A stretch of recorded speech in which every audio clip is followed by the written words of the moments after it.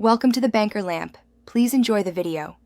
You begin by confirming the lock model and combination length so you know how many inputs to expect.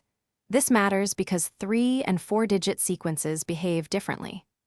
Once ready, set the dial or keypad to its neutral position and visually inspect the mechanism for a reset pin or notch that indicates orientation. Start the first actionable step now.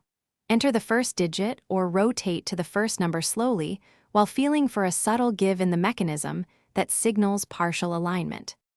Now you continue through the combination with deliberate pacing so you can detect feedback. Enter each digit and pause 1 to 2 seconds to let any locking cam settle. If you have a mechanical dial, feel for changes in resistance or a click. If electronic, watch for LEDs or tones. Make adjustments using small offsets if the lock feels almost aligned.